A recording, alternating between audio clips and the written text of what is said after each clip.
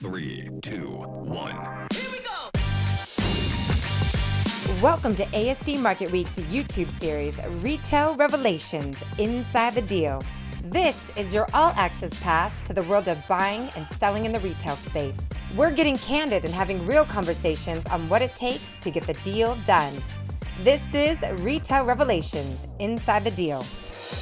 Hello and welcome to Retail Revelations Inside the Deal. I'm your host, Stephanie Beringhele, and joining us today, we have the president of Sherpers, Nathan Scherper. Welcome to the show. Thanks for having me. I appreciate it. Well, you're actually our first. You're our first outdoor retailer, and we're so excited to just interview you and get a glimpse of it. Sounds like you have a family business. Yeah, so family business. So I'm fourth generation in our family business. So since 1935, we've been running strong. All right, testament of time. Well, we're going to go ahead. We're going to dig in. Why don't you tell us a little bit about yourself and how you became the president of this family-owned business? Yeah, so I think that's one of my favorite stories is kind of how it all started. But I was 12 years old and I really, really wanted to work in the family business. I was kind of the rare kid who would rather work than play during the summer. So I begged my dad and my aunt to come into the business and work for them. And one of our store locations, my aunt was a buyer, but then she also ran that store location. So I ended up working for her first before my dad. And first day on the job, she had me walk around the store with a pen and paper and write down every product that I saw in the store and put a star by it if I didn't know what it was or what it was for. So we did that. And then she walked the store with me and like explained everything to me and took me through all the products so that I could speak to the customers. And that took, I think that was probably about 6 or 7 hours of the first day. And then she made me clean the toilets. So that was my first day, first day on the job, and a lesson from Aunt Gail. But then kind of worked there off and on as like a summer job in high school, went to college, and then spent 6 years in corporate retail at Abercrombie and Fitch as a merchant. Actually, so did that for 6 years. It was an awesome experience, worked with some amazing people, but got to the point where wanted to do something a little bit more entrepreneurial, and kind of tossed around ideas of maybe doing something all on my own. But I had some family that was, back working in the business and talked to them about it. And it seemed kind of too good to pass up that there was something existing for that long, but could have also put my entrepreneurial stamp on it. So that was almost a decade ago that I came back into the family business. Look at you, ambitious 12-year-old. That's pretty amazing. My kids do not want to do any of this kind of work. So kudos to you. I think the 13-year-old summer then, though, when I like started to get interested in like girls and hang out with friends and stuff, I did not want to work. And I do remember being like driven to work and be like, I don't want to go work. I want to go play with my friends. So I think there was a little flip-flopping there through adolescence, but at 12, I wanted to do it. Well, I love that she did the stars so that you're like, oh, this is so fun. And I get to see the product and the inventory, and that she ended your glorious day cleaning the toilet bowl. I think that's great. It was a good lesson. It was a good humbling experience. And now for Abercrombie and Fitch, do you miss it at all? Because I remember that in my heyday, that was where we all went. It smelled good in the store, great product, a little rustic. We weren't used to it at the time. It was a big hit amongst our generation. So how was that? It was awesome. I do miss it. I miss the people. There's a lot of very intelligent, like-minded people, a lot of people who kind of shaped my view of retail and career. And obviously I got some of that from the family business too, but was opened up to kind of a whole new world and a whole new perspective there. So I really miss the people and the culture that was there, and just the sharing of ideas and collaboration with people. So like that piece of it, but there are certain things in corporate retail and just as a career and not being able to maybe have the impact that you would really want to have, or being worried about, buying a home, having kids, and somebody coming up to you someday and saying, sorry, we don't need your services anymore. Yeah. Like, it's a little bit more cutthroat. So there's definitely pieces that I miss, but I'm happy that I made the transition now. One of the things that was maybe a misconception is that I thought maybe doing something a little bit more entrepreneurial and less corporate and less like high stress, that was going to happen. That did not happen. I would say it's a lot more stressful, the role I'm in. It's different stress, but it's a lot more stressful when it's your income and your employees, mortgages, and your employees' ability to have kids and send them to daycare, and all of that stuff is on you. There's nobody else to point a finger with. So there's the pros and cons of that. But I think that was probably the biggest thing going into that I knew it was going to be stressful, but maybe didn't realize kind of how much weight was on your shoulders in a smaller atmosphere. Well, and you have a particular weight, a hefty weight, because I saw a YouTube video and it was so cute. You were talking about the name of Sherpers, and there seems Yeah. to be a missing C. So tell us a little bit about that story and how you used it to your advantage to make sure everyone gets to enjoy the great outdoors. Yeah, so it was a story that's always been told, and honestly, we just never had done like a great job telling the story. And it was something that clicked because when I first started in the business, we would hold events at the store and like tell people, and they'd be like, "Oh, that's an amazing story. That's great. That's great." And then the more I heard that, I was like, "We need to lean into this and make it a part of our story. And how do we tie it into the type of store we are?" So the story is that my great grandfather Sam, when he went to open the first Sherper's location, bought everything he needed for the store, inventory, cash registers, all that type of stuff. And the last thing he went to go buy was the sign. So he went to like the one sign store in Milwaukee at that time to go get a sign, and he didn't have enough money to buy a big enough sign to fit all the letters of our last name, which is Scherper. So he dropped the C from the name to be able to afford the sign to put it up on the business to start. And the name of the store has been the same ever since, just missing the C. So we would tell that story and everybody gets a kick out of it. And we've always been off price. It was a haberdashery to start with. So it was like men's top hats and canes and church wear when my great grandfather started it. But then my grandpa and his brother came back from World War II, and it was Army Navy surplus. So from that point forward, it was Army Navy surplus, off price. When my dad and my aunt took over, went more into the outdoor realm, but we've always had like surplus and off price type stuff in the store, and that's been a big part of it. So we're like, how can we kind of take that story and tell the story of who we are? So we have a section in our store called the Lost C, which is all our discount and off price stuff. And the messaging behind it is that it's not, you don't always need the best and brightest. You don't always need things to be perfect. You can find something that'll work just as fine for maybe a little bit less money, and you'll never know the difference. So we have that. So we talk about that we've got some great finds, even if they're missing a letter in that section of the store.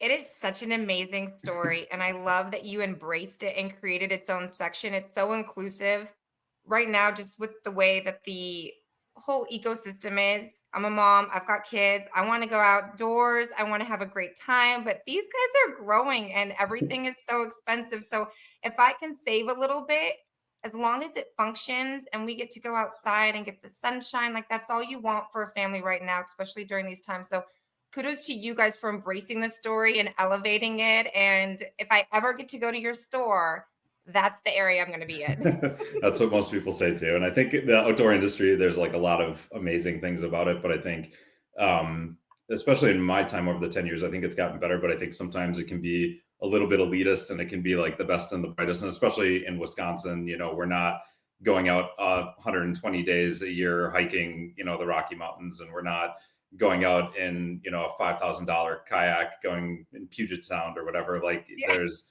it's car camping. You're going and drinking some beers around a campfire for the most part. Not to say that there's not people that aren't going on, kind of bigger expeditions, and we have some stuff in the store that'll help them with that. But I think for the most part, it's like, give me something that's going to keep me dry, keep me safe. I'm going to be comfortable that I can go out in, but it doesn't need to be this newest, latest, greatest thing that got written up in Backpacker magazine. That's twice as much as something that'll work just fine. Well, I love that. And I think that your community probably really appreciates it. So talk to me a little bit more. We're in a digital world. You have a great couple of brick and mortars. How many stores do you have? 3 brick and mortar stores. 3 brick and mortars. So how do you curate that experience and invite the community in and kind of support them so that it's like, no, we're not going to go online. We're going to go in the store and we're going to have all the feels, and then we're going to go on our adventure. How does that look? Yeah, I mean, it's been a little bit of both. I think it's been interesting in the digital age because I think it's just us leaning into like stuff that we already did both digitally and in stores. So I'm in one of the store locations most of the time. My sister-in-law works in the business. She manages one of the stores. She's in that location almost all the time. And then we've got some other store managers and longtime employees that all of our management has been with us for at least 5 years, most of them 10 plus years. We've got one employee who's going to be 25 years with us this year, and wow. his favorite thing to say is this year he'll be with us for longer than he was with his first career. Like he retired and this was his second job, so he's going to be 25 years. So we've just got a lot of people that are either family or basically family at this point. So they care a lot about it. They know who we are, what we stand for, how to portray that to the customer. They have amazing relationships with our customers. So there's people that know us by name and are in every 2 weeks just to see what, we have that's new. And it's just a part of their routine to like come into Sherpers and spend 2 hours, just kind of talking with us and catching up. So I think that's always been a big piece of it. I think when we entered like the digital world, that was something that I really kind of wanted to take us to the next level when I came back into the business. We kind of had a website when I first started, but we didn't really sell a whole lot out of it. So that was one of my first big hires when I came back into the business, was having an e-commerce manager.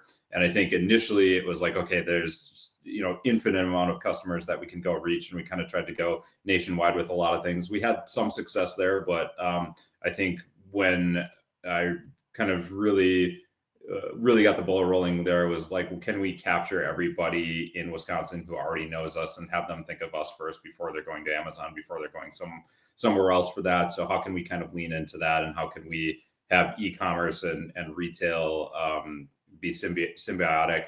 And I think one of the big things with that was when my e-commerce manager started. She's been with us for almost a decade now. If you call and need customer service, she's the one that's answering the phone. So she's been with us for a long time. She knows our stores. She's worked out of our stores before. She knows the product. You're going to get a person who would be just like you're going into your like neighborhood outdoor store to be able to talk to. It's not somebody who's just been in a customer service role or is being outsourced or whatever. So honestly, I think she's one of the biggest reasons that, we've done a great job there. And then I think in COVID, we learned a lot. And again, there too, I think it was just leaning into things that we already did. So I think like buy online, pick up in store became, this huge thing with all these national companies, or like walking something out to someone's car. And it was like, we've done that for 20 years. Like people would call us and we would grab it and have it at the front register ready for them to go. Or, hey, you're busy, you're taking the kids to soccer practice. Sure, we'll bring it out to you. And then another thing that we kind of leaned into that we were already doing is we were doing like home deliveries for bigger items like canoes and kayaks. And if people bought them for us and they were within 25 miles of the store, we would deliver those. And during COVID too, it's like, well, let's just advertise even further that we're doing this. So at the time, it was my brother and I, a lot of times after work, just driving around the Milwaukee area, dropping off canoes and kayaks to people's houses. And again, it was just like, that's what we needed to do for business to run. It was something that we already did, but we were going to lean into it. And it's something that nobody from, these bigger corporations, would really do that or have the capability to do that. So lean into like what we're good at, and how can we kind of mix that e-commerce and brick and mortar with things like that. So we've continued to do that. It's that omni-channel approach of making it so convenient, yet also maintaining that personalization, which for the independent retailer or those that have just mid-sized stores, it's so important because I think your community recognizes it and they lean into it. And then it becomes, oh, they've got all the elements. I can go on a treasure hunt in store, or I'm so busy, but I know they've got great stuff. So I can just go onto their e-commerce site and pull something through. Or like you said, the last thing I would ever want to do is try to bring home a kayak because I wouldn't know what to do with it. I'd be like, I want it, but Yeah. is it going to come off my car? Like, it's very complicated. Yeah, no, it was all, I did that again yesterday. I was traveling between the stores and a boat needed to go to a customer. I was like, I'll bring it. And I showed up and she's like, I heard you're the owner. I know you're the owner, but I really want to give you a tip. Could I give you a tip? And I was like, sure, I'll give it to the staff for lunch. And she's like, oh, here's $31. Thank you so much. And then I got a call from the store today that she was back in the store today buying something else like for the kayaks and just kind of like raving about us. So like, those are the feel good things where it's like, it's another 10 minutes out of my day that like, you can just kind of the good faith that you can have with that customer, and then just like the word of mouth that you can get from other people. That's, big retail is not going to do that. No. And it sounds like you've really you've got a good grasp of upselling your clientele, not upselling them just to make money, but really saying, here's a complementive product line that's going to make your experience with the other thing that you already purchased even better. So Yeah. if you've got the kayak, but you need a certain tool that goes with it, it sounds like you really approach buying inventory that's going to make sense and that it's going to keep them coming back in. And then the more joy they have outside where they use the product, they're going to come back and say, "Oh, what else is going to make me feel so good?" That's the goal. That's the goal for sure. So how do you approach that in terms of your merchandise mix, in terms of Yeah. how you put everything onto the actual store floor? Do you have a rhyme or reason with it, or you just kind of tried and true? You've just been doing it for so long? I think both. I think it's organized chaos because I think like coming from like Abercrombie, I learned a ton about like assortment planning, and it's very rigid, and you're buying into like different buckets, and there's an elaborate open to buy, and like it's very much it's a like there's some art to it, but it's much more a science than like what we're doing now. And I think for us, we have over 40,000 SKUs in the store. I buy 70% of those at this point, and then I've got some other people that buy. So there's just like not enough time to like get into the nitty gritty and analyze, and there's going to be kind of paralysis by analysis, and it's just kind of too much. So I think there's some like you look at stuff very granularly at the SKU level because you're buying each individual SKU, and then we look at very much big picture of like kind of what does the overall assortment look like, and where is our open to buy, and how's cash flow look like, and that.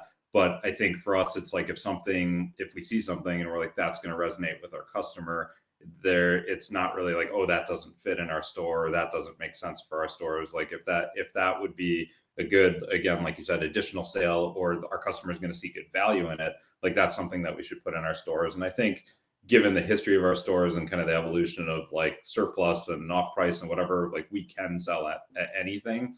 And I think about that a lot as like, I've had some people come in, like not a lot, but there are people that come into the store and they're like, I don't get this store. I don't understand it, because you've got a $600 down jacket, and then you've got like a pair of like $4.99 wool socks, or you've got a $700 hunting jacket.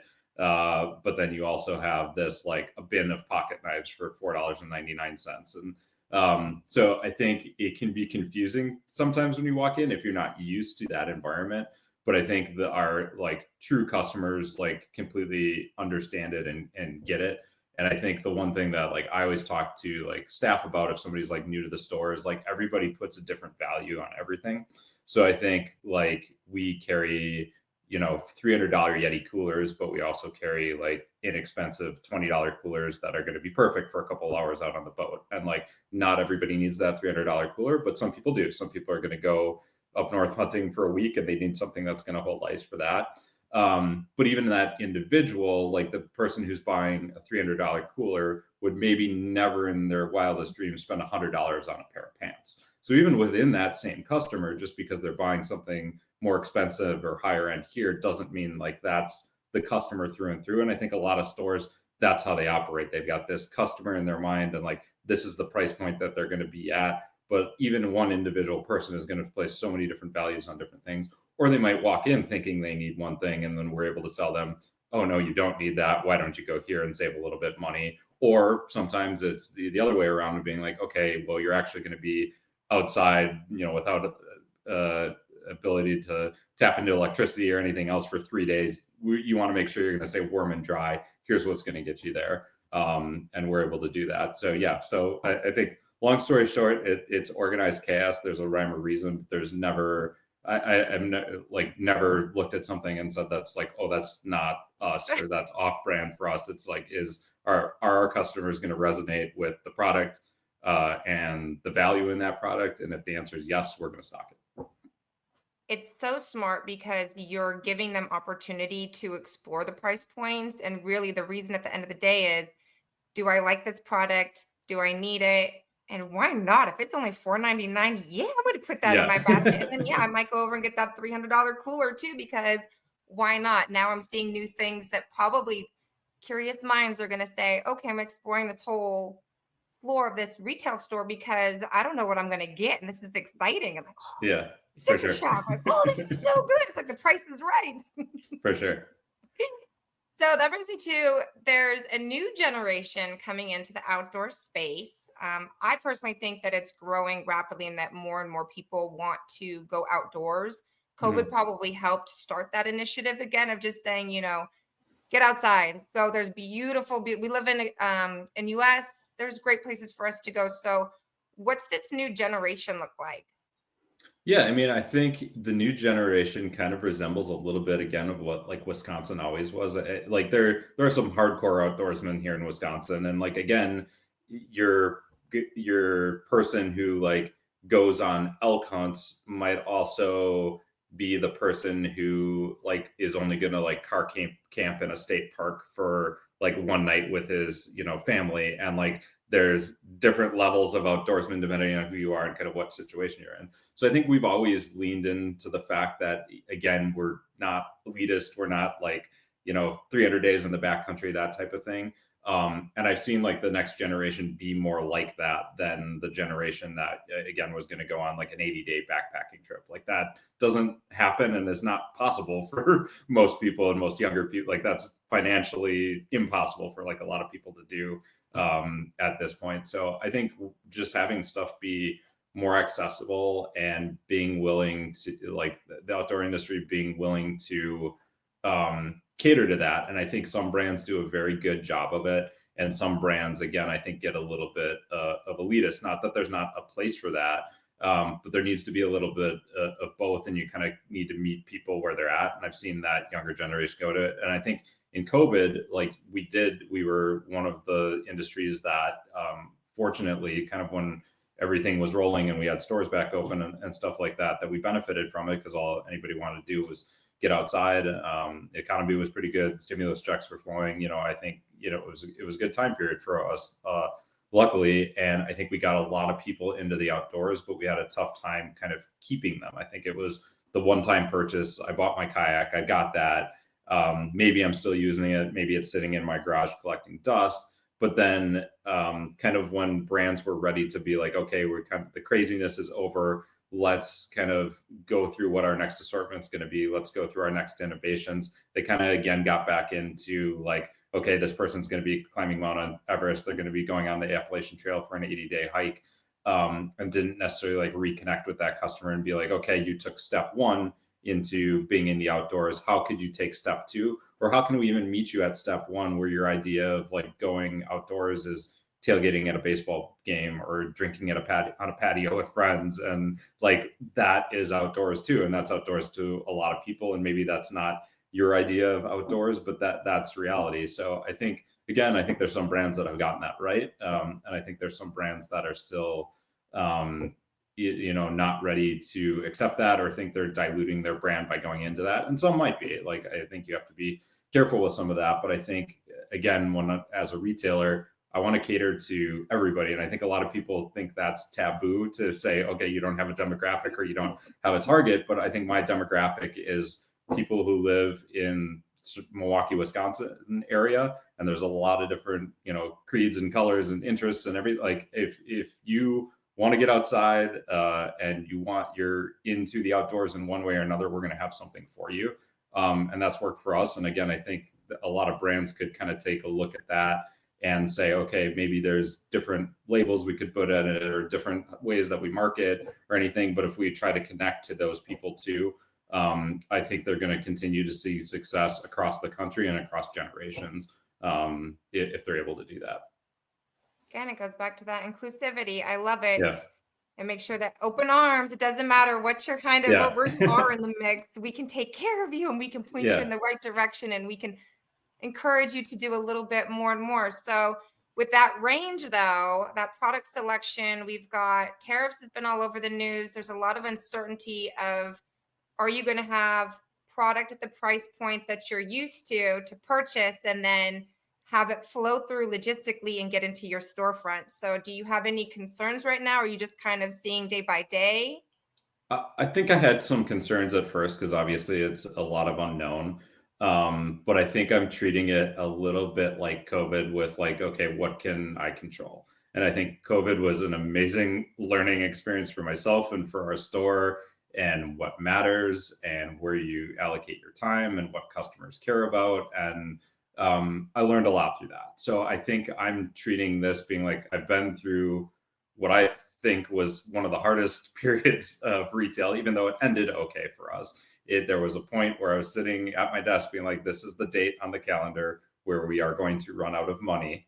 Yeah. And if we can't figure out what to do, at 87 years of business or whatever it was at that point, I'm going to have to make that Facebook post that says, fourth generation owner and president, I'm sorry, but we can't go for it anymore. And that was scary. And you're just like, okay, what can I control? I'm going to figure out what we can do.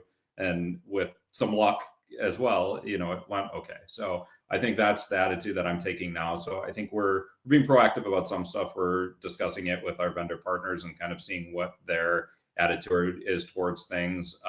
We've been in certain categories that are kind of day out, 365 days a year, things don't change. If we've got product that's manufactured in those countries, we're already started to stock up and build up inventory there. I think from off-price world and being able to get, closeout deals and stuff like that is something that we've always done. But obviously all that stuff's already been manufactured and pre-tariff. So been leaning into that even more just to make sure that we have stuff. So I think we're set up for the near term. And I think kind of no matter what happens, we're going to be okay in 2025. There might be some gaps. We might have somebody call us up and say, we decided not, a smaller company who's like, we decided not to make this week physically couldn't bring this in. We didn't have the money to do that. Like, I think that's going to happen at times, but I think we'll be able to be nimble. And I think us as a store, again, we have over 40,000 SKUs. I think in our 90 years, we've always had quote unquote too much inventory if you look at it from a financial and business perspective, but that's just always been who we are. And that's like a part of our identity. So I think, we've got enough inventory to get us through that. I think the real question will be like spring 2026 and kind of what happens between now and then, because I think if all of a sudden we start getting depleted in the things that we have now and brands can't, deliver stuff for normalized prices, or we can't work with them on that piece of it, it's going to get a little dicey.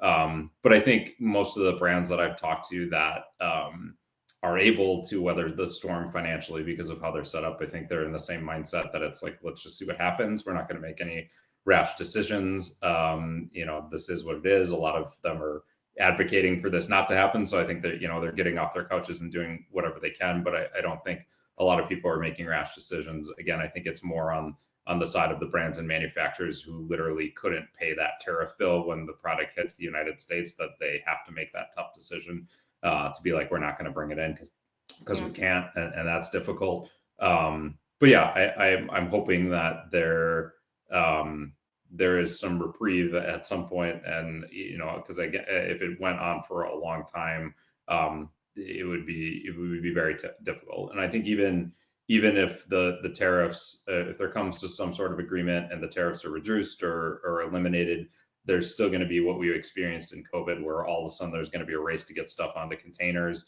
and container prices are going to go up to $20,000 again. And there's going to be a bottleneck, and the Apples and Walmarts and Amazons of the world are going to get those containers and get stuff shipping. So I think regardless, there's been, some damage that has been done in terms of what, this fall is going to look like in terms of getting products. So I think regardless of what happens, there's going to be an impact. But I like to think we're set up, at least for the short term, to be able to manage it. And I think in the next month or two, we're going to find out what long-term looks like. And when that happens, we'll figure it out.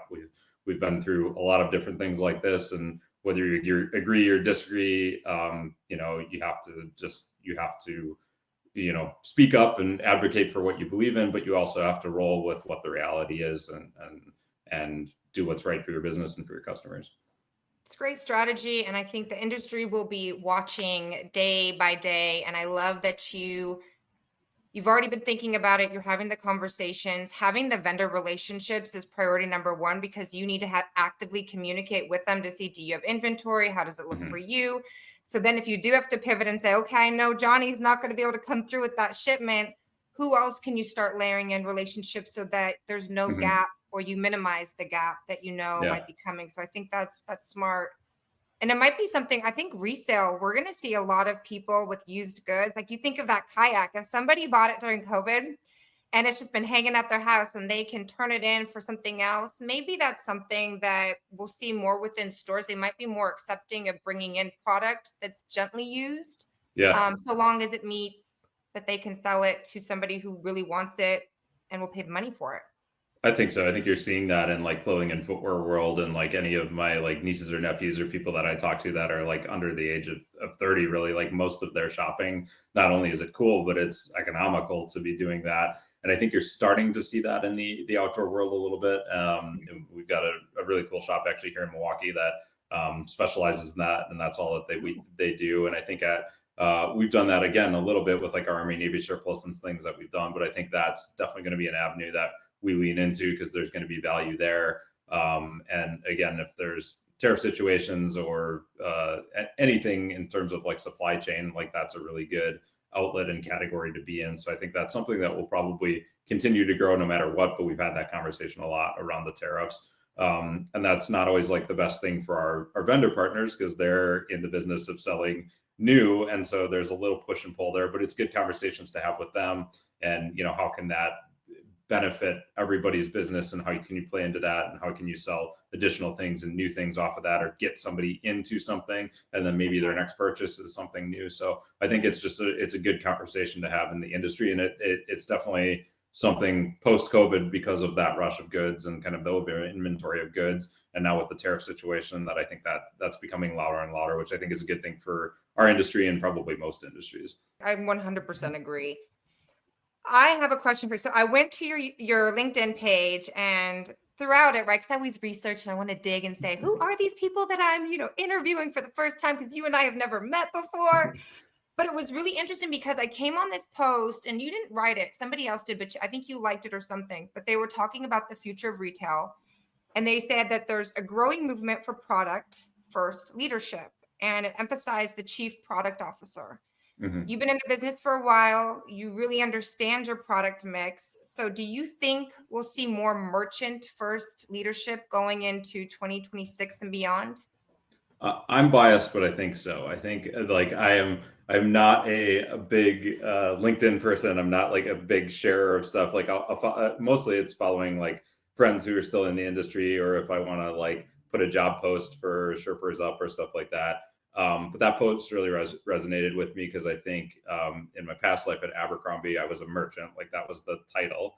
And so you were a buyer slash product assortment slash product developer. Like I did all the development overseas with everybody who was making the goods. So you touched every piece of the process from like design sketch to reading sales on the floor and allocation of merchandise and stuff like that. So that was my upbringing in professional retail, and I was a merchant, and a lot of the leaders who I learned from were kind of that old school merchant mentality. And then just at Sherpers, like that's who we are. We were merchants. Like that's what the family history has been. So again, I think I'm biased with that, but I think you're seeing that in the news that a lot of companies are like going towards that. And I think even especially with like the evolution of AI and different tools that we have for doing some of the more technical analysis of stuff, I think you have to have somebody who has a little bit like more global view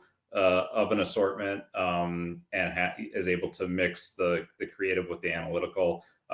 Actually, my old boss, Corey, he is at Abercrombie and he's their chief merchandising officer now. He worked his way up all the way to there, and he was one of the best like mentors and bosses I've ever had. And he was my boss off and on at Abercrombie as I like moved around departments, but I always valued his balance of creative and analytical and just kind of how he talked to different people and related to different people in different facets of the company and was able to be that true merchant. And they created that position there. And again, I've seen that happen in a lot of other retailers. And I think it's always been important, but it will probably, again, continue to be more and more important as other kind of areas of the company are able to, as AI kind of affects other areas of the company, is able to like automate some things. You still need the person who's kind of pulling the strings and is able to have that full global view of an assortment and a brand.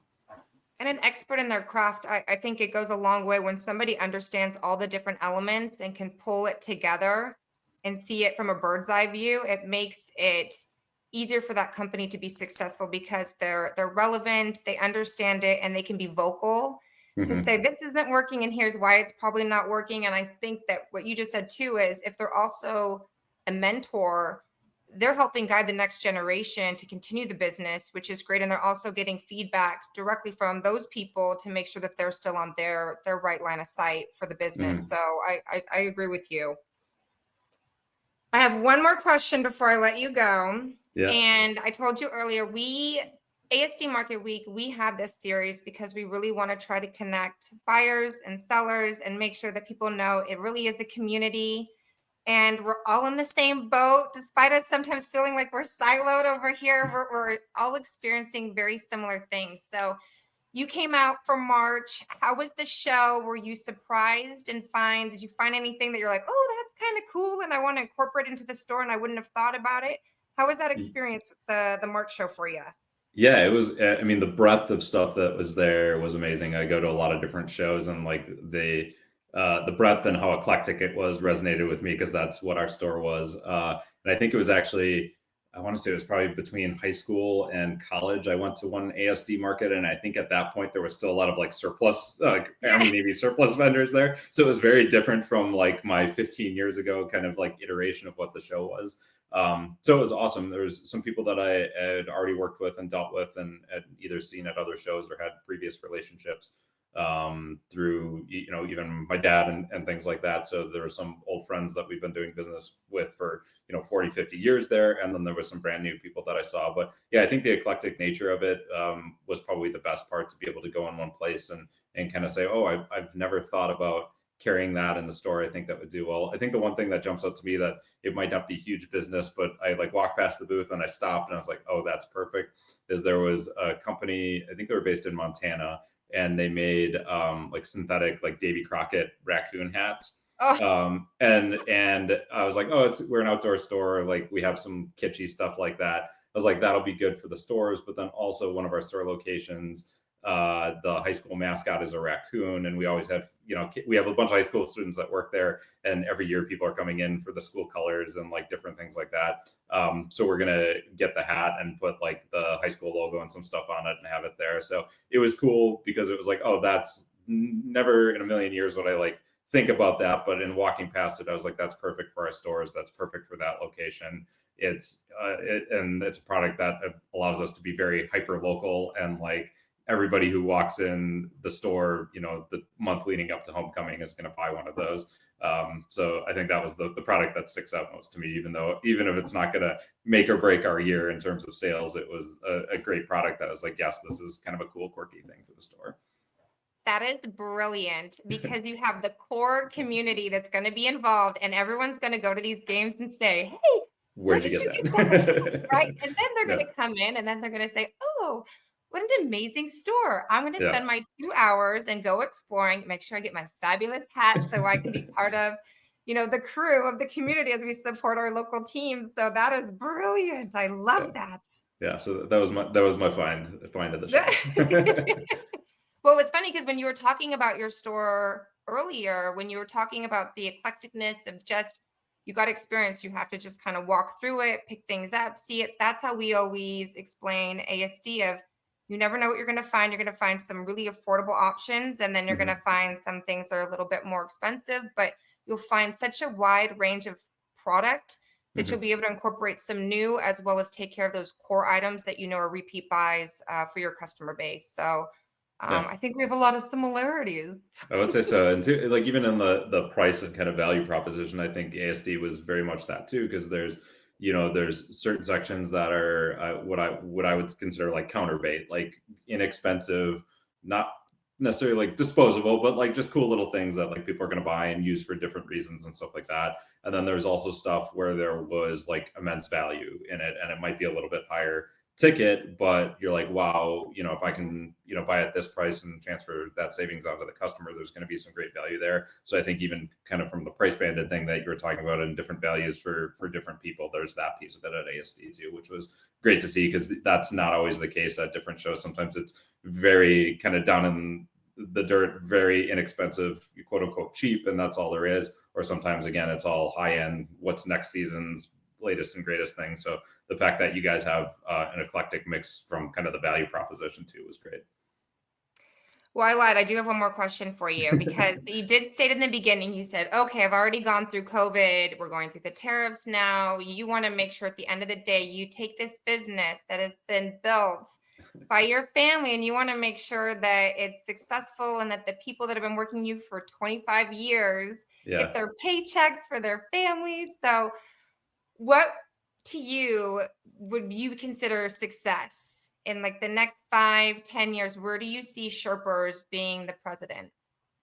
That's a really good question. I think like when I came into the business and coming from corporate, it was like, what's the 1-year strategy? What's the 2-year strategy? What's the 5-year strategy? What's the 10-year strategy?